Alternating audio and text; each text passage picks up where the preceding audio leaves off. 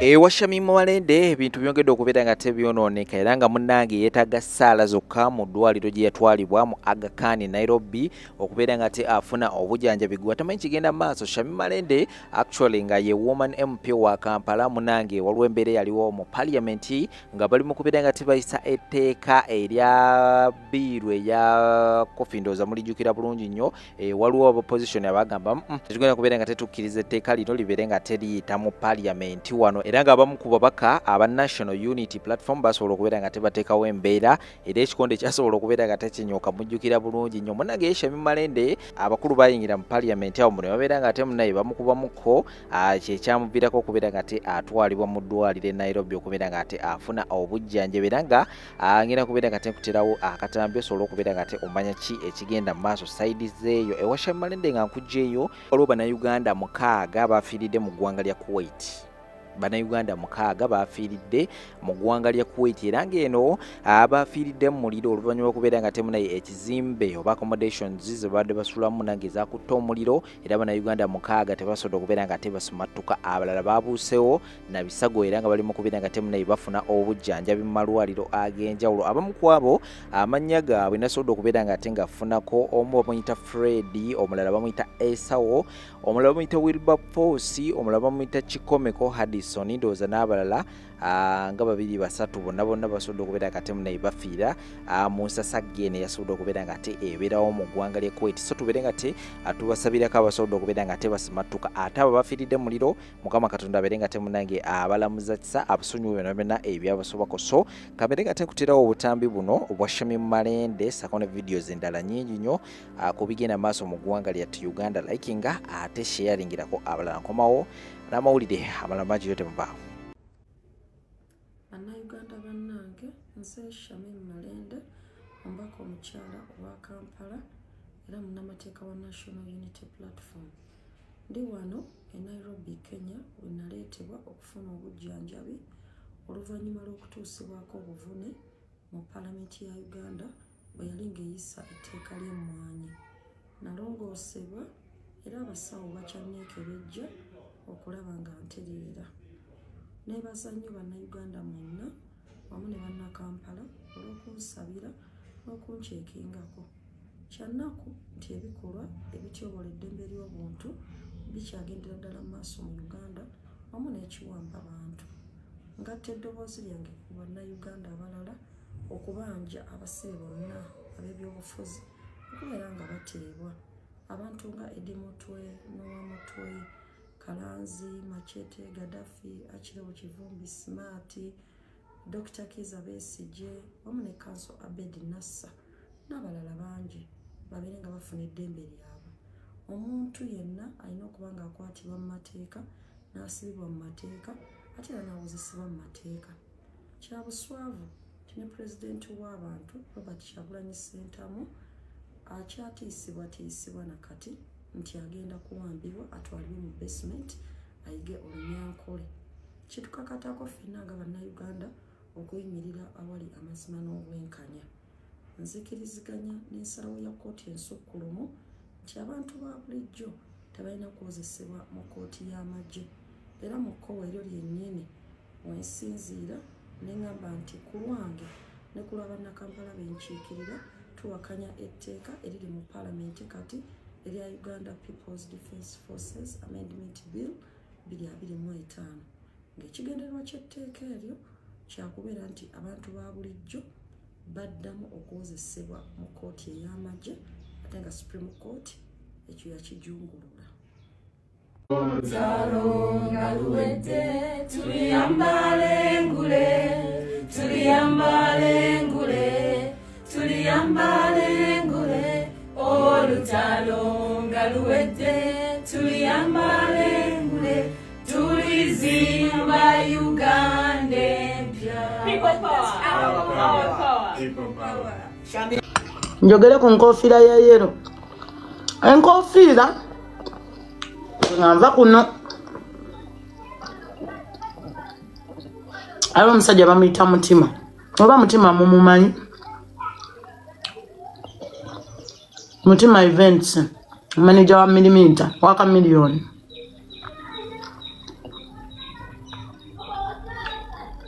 kasajja nga kaŋŋamba kalina omukolo ogw'okwanjula guli Mubende nga tukiriziganya ssente nga deeti etuuka era gwe mutima nkimanyi olina oba kwoli kuno gwe mutima omutima wande mujawulira nga tuwekubye ne mutima nga olunaku lutuuka olwokye olw'omukolo Danini Fancy Bridals yanyambaza nga mpereza Gomasi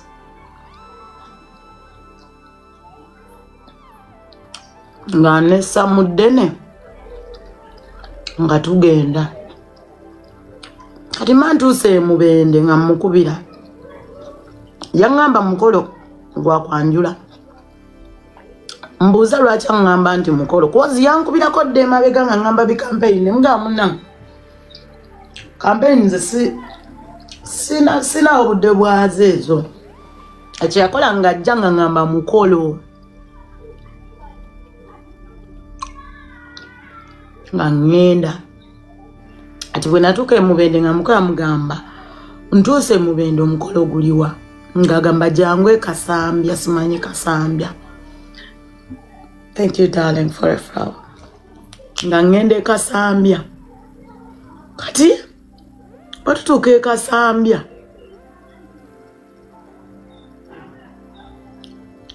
nabula tondabye naawe nze temunteeka ku pressure onjagala wa akola akatwe nabula onjagala wa amma muwulirize abamanyi nti wende nze nakowa ezo pressure zammwe ze mussa ku bayimbi ne mubula batunze ebyabwe bateeke mu studio kenda eri amma wulira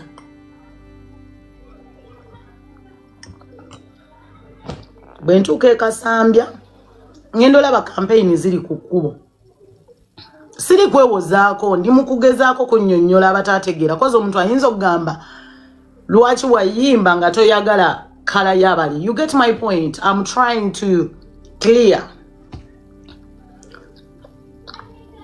Muna ngendo tuka. Saga kumbuza mbusima bata ngobuze bichi tonda bayo. Jonjagala jembuze nze wenne yagala wende. Kati nga tuyingira kisaawe. Nga mubuuza ngenda yimba wano nti ye. Nga mugamba wangamba mukolo era nze nzize naki na Gomasi. Munaye nga njimulaga ko musajja nti oyina okuyima ne mugasebo sigenda kuperforminga era nyenze.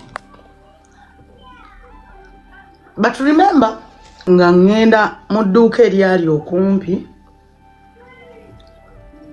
nga ngula olugoyi oluyimba kubanga nali ngenze na Gomesi ate nga show ya kisaawe aba mukama bwanjagaliza nze ngoye nagwa ku myufu amaduka gonna ageeyo gatunda bimyufu ate nga red is my favorite color. Boutique toko doesn't allow so yaga kunkosa byarema bimabade mu mujisako gundi nekire earrings munange menatuka mu dduuka ngenda okutaba naye nga colors zonna ziriwo the red is my color ngana ngimba bachikumba change cha red nenkofiira nengo inazigula okwo ku kyalo nga nkuba sho kati mba nkuba sho nze ndi very okay. Ndi very okay mu ngoye zange. Labo omwana w'omukazi bw'aveeri nga yambadde akapale ka jini n'akasaati k'obukuuma mbwa nzijako enkofiira. Tokkirizibwa. Teyakkirizibwa ku kinkola ekyo. Yali tasobola. Kati nabo ngeri gye bampita nga bakimanyi nti tebaali ready for me, nanga I was not ready for them. I was ready for myself. kitegeera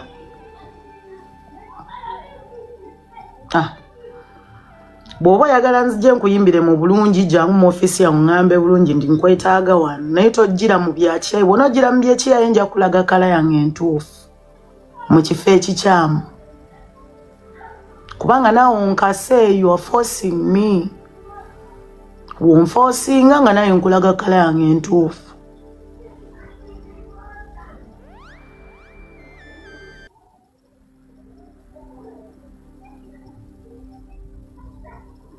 makeup really inbox me honey okitegeera bw'oba oyagala tukwatagane jangu ngambe Mary kino na kino nkugambe olw'ensonga eno neeno nja kikola basijja kikola naye gwe wongamba ogenda yimba mukolo ate nentuuka ngo nyimbya sho ate sho gy'omanyi obulungi nti siri ready for kugiyimba mba nina okukulaga kala yange entuufu endi ku mutima nze I don't care oba mba nkuguddemu ng'oli wa kala ki nze mba nja kwambala ekyo ekimpa emirembe mu mutima ne mu bawagizi bange bantu bange mwasibye omukyaka nsubire mwasibye bulungi baana mwe tukoze emirimu wansi w'enjuba wano ku nsi tukoze emirimu naye baana mwe nina omulimu gwe siryerabira gwendunyumizaako abaana n'abako n'abazzukulu ng'omukazi waka mugambe mwana owaayo omwana ow'obulenzi kino weekiti ne weekiti nasooke ntuule entereere ndubaseetulire baana mmwe nga ngenda nfuna omulimu gwaliddamu amu eyo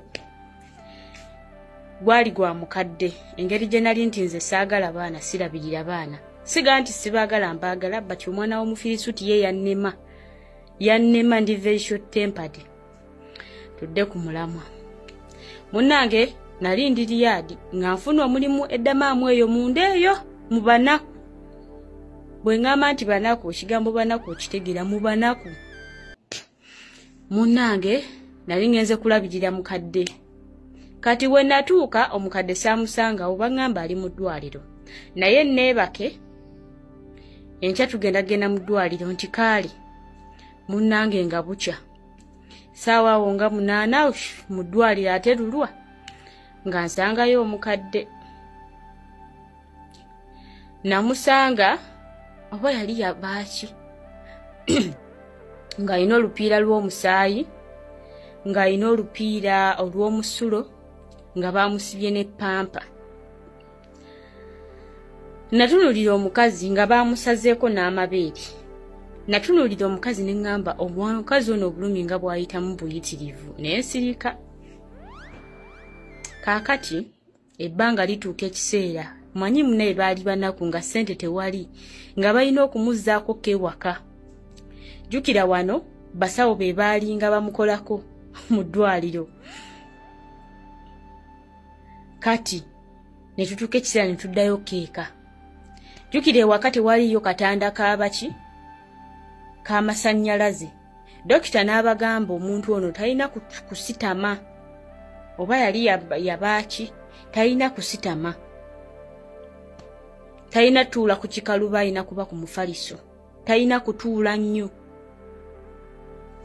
nga bamusazeeko amabeere mu kisambi muno alina olupiira olufubutukamu omusaayi nga gudda mu kapiira alina akapiira k'omusulo kati kyenva njogera ne dokita ne mugamba dokita engeri gyali nti wa pampa akapiira ako mukajjeemu sijja kumusobola nze ng'alina akapiira ate alina ne pampa oke naŋŋamba oke tugenda kamugjamu nensirika ne mugamba naye nze ewaka salabeyo kitanda ky'amasannyalaze nabagera nga bonna weebalinze omanyi njogera bwe nti nga bondabira bwe njuge ne mbaga nze salabeyo kitanda ky'amasannyalaze kati ngenda kumukola nti jukira tatambula atuulayo katini talina kutuula ku kikaluba nga bagenda nga bagula baŋŋamba linda kaawo katusoke tuddeyo tugule ekitanda mbajjira nga bagenda bagula kitanda nga bakomawo nga batusiibula tutuuka ewaka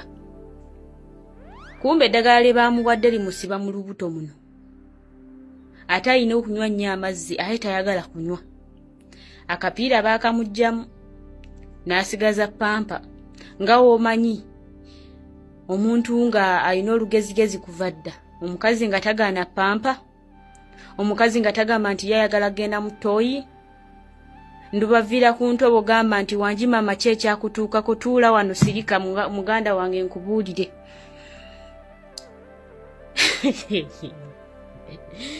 Nga tutuukayo ennaku nga 2 nga tapama, wiiki ng'ewera tapama, alya buli. Nga mugamba dokita yagamba anywa amazzi naye nga siraba wanywa amazzi. Bw'omuwa amazzi agayiwa mu kasasiro, bw'omuwa juisi amuyiwa mu kasasiro. Ne ngamba akoze ntya. Wiiki 2 ziweze omukazi tapama, ngamba kye kitasoboka. Mugamba abasawo lwaki omukazi tapama. Munnange ng'omukazi asiba pampa ng'afuka bufusi nga byamusiba. Ng'abasawo nga baleeta dokita ewaka. Ng'agamba ono kati mbu yeekutte munda mu lubuto kale ya Brookings ekituli ekiyitamu B. Kati muyina okumuyambako ennyo, tetugenda kumukuba mukono kubanga alina akapiira akayitamu omusaayi, mbu ate bwe tunamukuba omukono ayinza okwekanga ebintu bw'ebityo. Kati dokita n'angamba ne baŋŋamba mbu nnyina okumuyambako. Kati nga omanyi ebintu by'abakadde bino bye bakwatako weebiti, kati ne tumufulumya n'ayimirira n'akutama. Owulira muganda wange kati we yakutama ng'akutte ku bino ebintu, kati nze muzze emabega, mukwatiridde bwenti muzze emabega, olwo mwambudde kumpi n'ettooyi. Kati nga dokita yaŋŋamba nnyina okukola saawundi agifiiringe muli alyoka asindike. Oba muntegedde nti alina okusindika B. Naye bantu bange kati ng'olina okukola omanyi omuntu asindika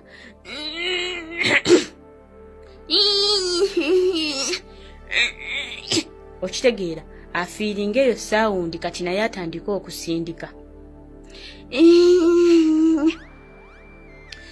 Ate munnange bulwa ino ng'okola eyo saawundi dakiika nga 3 ng'oli awo.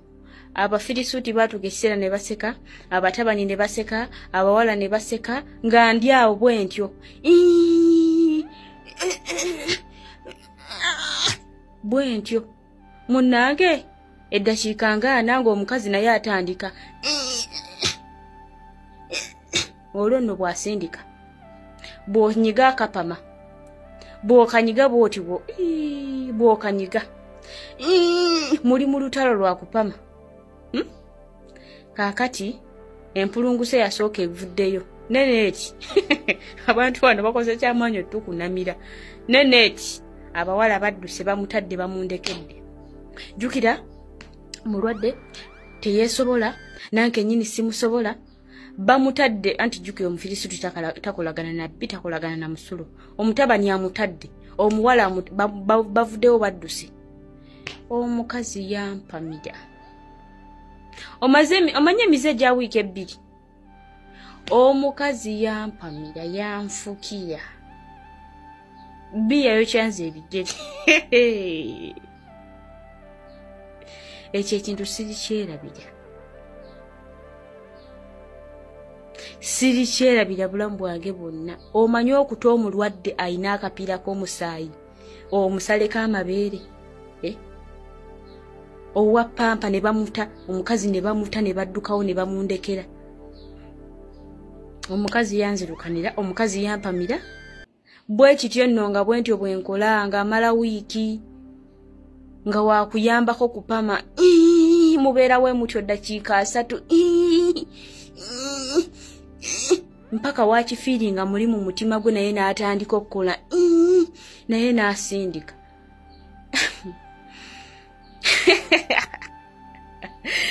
Buli omu Mukama yandimuwadde amuwa ku ssente, naye bannange siryerabira omukazi yampamira, omukazi yanfukira. Nanyiiga.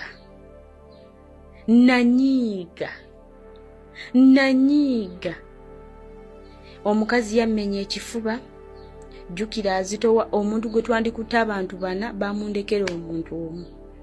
Buli w'omukwata wonna wamuluma, abeera nga asindika byazze n'omukwata ewantu ne wamuluma B n'addayo, n'oddamu n'osindika butonze kye nalaba. ndikinyumizaako omuko, ndikinyumizaako omwana wange, ndikinyumizaako omuzukulu ne maama. Obanga asindika jjajja oluba nti munnange omusitudde bw'omu ng'omunyiga ku bbeere, wowe ayiwe maama yumi nga byaddayo ng'oddamu buto.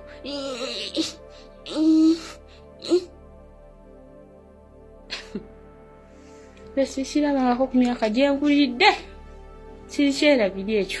Abalungi abatuwuliriza era abatulaba, olunaku olwaleero tukyaddeko ewa Sheikh Ashraf Dembe. Sebo nsanyusa okubalaba. Amannya agange nze Sheikh Ashraf Dembe. Akola ku bizibu by'enjawulo. Omuntu singa aba alina ebirwadde musomereddwa, tumuwa amazzi ga lukuya nga bw'obadde ogalaba, tugenda abantu ku kyoto ne twokya emizimu emibi egibabaamu n'okulomba edduwa. Abantu singa abeera ng'ali wano atuuse sobola okumulombera edduwa, ne waba atatuuse nga mpadde amannya ge naye ng'ali wala. Naneetaase enamba yange yeeno eri 0707363711. Nammwe bannyinaffe abali ebweru oyagala okuba nti oyagala okulombera ku dduwa ng'olina ebizibu, viza zibuze, amaka gakolongotana, sente zikola zimpita mu ngalo, ojja kumpeereza ekifaananyi kyo n'amannya go, ebyo byokka bijja kummala, nja kukulombera edduwa, ojja kutereera. Olunaku olusembayo mu mwezi mba n'edduwa eyawamu ffenna n'abalwadde bange abakadde n'abapya. Salaamu alaikum warahmatullahi wabarakatuh.